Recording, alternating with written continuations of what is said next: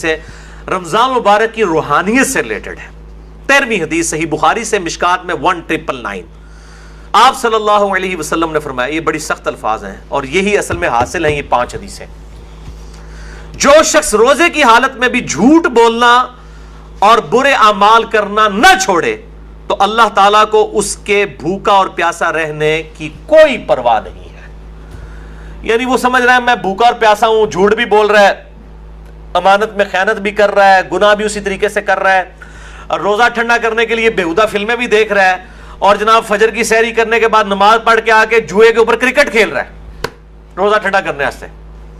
تو اللہ تعالیٰ کو کیا پرواہ ہے؟ اللہ تعالیٰ کو تو دھوکہ نہیں دیا جا سکتا۔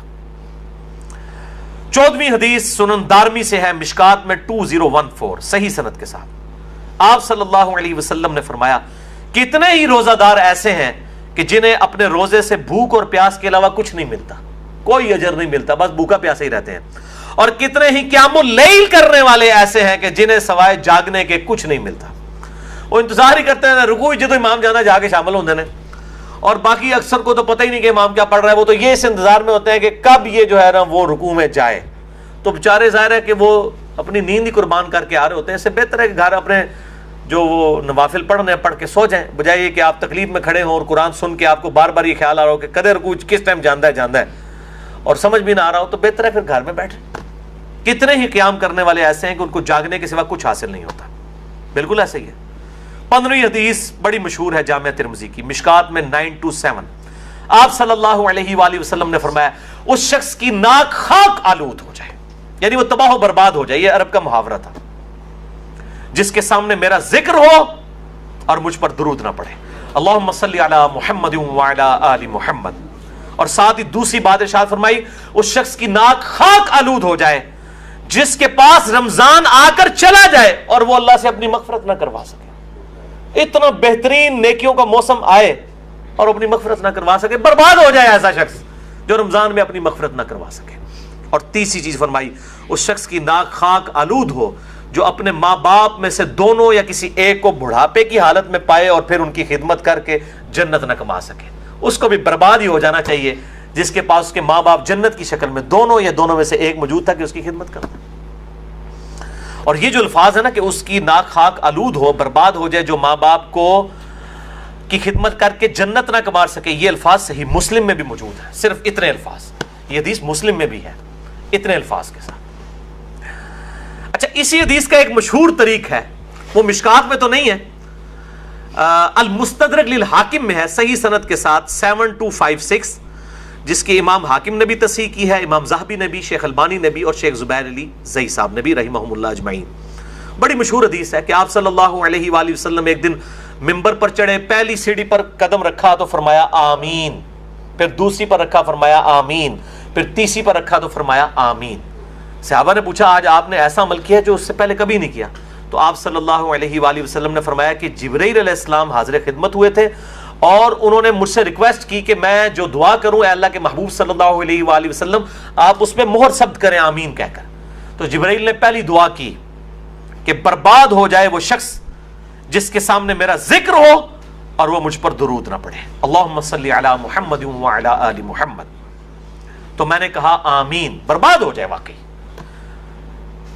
دوسری بات، اس میں ترتیب ذرا ڈیفرنٹ ہے، دوسری ترتیب جو ہے اس میں دوسرے والی الفاظ ڈیفرنٹ ہے،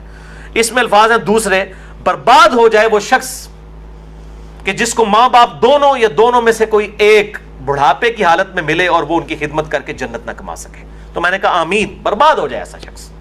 اور تیسرا انہوں نے کہا کہ جو رمضان کا مہینہ پائے اور اپنی مغفرت نہ کروا سکے، ایسا شخص بھی برباد ہو جائے، تو میں محمد صلی اللہ علیہ وآلہ وسلم میں نے مہر ثبت کر دی کہ واقعی وہ برباد ہو جائے، والعیاذ باللہ تعالی۔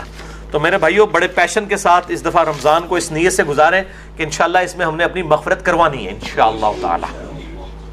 سیکنڈ لاسٹ حدیث 16ویں مسند احمد سے، المستدرک للحاکم سے، شعب الایمان امام بیہقی کی کتاب سے، اور مشکات میں اس کا نمبر ہے 1963۔ آپ صلی اللہ علیہ وآلہ وسلم نے فرمایا قیامت کے دن روزہ اور قرآن دونوں شفاعت کریں گے، اللہ کے حضور سفارش کریں گے۔ روزہ کہے گا اے میرے رب، میں نے اس کو دن بھر کھانے پینے اور خواہشات نفسانی سے روکا رکھا، اے اللہ اس کے متعلق میری شفاعت قبول کر، اسے بخش دے۔ اور قرآن کہے گا اے اللہ میں نے اس کو رات کے وقت نیند سے روک کے رکھا، قیام اللیل میں یہ مجھے سنتا رہا، اے اللہ میری شفاعت اس کے حق میں قبول فرما۔ اور اس حدیث میں الفاظ ہیں کہ اللہ تعالیٰ روزہ اور قرآن دونوں کی شفاعت قبول فرما لے گا، الحمدللہ۔ اور صحیح مسلم میں بھی ایک حدیث ہے، القرآن حجت لک او علیک، قرآن یا تیرے حق میں حجت ہے یا تیرے خلاف حجت ہے۔ اللہ تعالیٰ اس قرآن کو ہمارے حق میں حجت فرمائے، آمین۔ آخری حدیث 17ویں حدیث مسند احمد سے، مشکات میں ہے، اس کا نمبر 5331، یہ آخر میں نے رکھی تھی، بہت کریٹیکل ہے۔ آپ صلی اللہ علیہ وآلہ وسلم نے فرمایا جس شخص نے دکھلاوے کے لیے نماز پڑھی اس نے شرک کیا،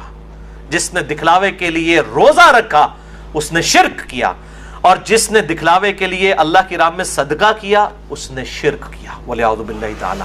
یعنی روزہ بھی تبھی قبول ہے جب اللہ کے لیے رکھا جائے۔ اکثر لوگ بڑے فخریہ کہہ رہے ہوتے ہیں میرا تو آج 8 پیارا روزہ ہے، فخریہ بتا رہے ہوتے ہیں، بھئی آپ نے اللہ کے لیے رکھا ہے، لوگوں کو جاگے کیوں اناؤنسمنٹ کر رہے ہیں؟ اللہ کے لیے روزہ ہونا چاہیے۔ اخلاص نہیں ہوگا، اللہ کے لیے پروٹوکول نہیں ہوگا تو اس روزے کا کوئی فائدہ نہیں ہے۔ اور سورۃ الانعام کی آیت نمبر 162 مجھے ضمناً یاد آ گئی، قل ان صلاتی و نسکی و محیای و مماتی للہ رب العالمین۔ اے محبوب صلی اللہ علیہ وآلہ وسلم آپ اللہ کے حضور عرض کیجئے اور اپنی عوام کو بھی بتا دیں، اپنی امت کو بھی، بے شک میری نماز، میری قربانی، میرا جینا، میرا مرنا سب کچھ میرے اللہ کے لیے ہے جو سارے جہانوں کا پالنے والا ہے۔ اللہ کے لیے مخلص ہو جائیں، اخلاص شو کرنے والے، تب یہ اعمال اللہ تعالیٰ کی بارگاہ میں قبول ہیں۔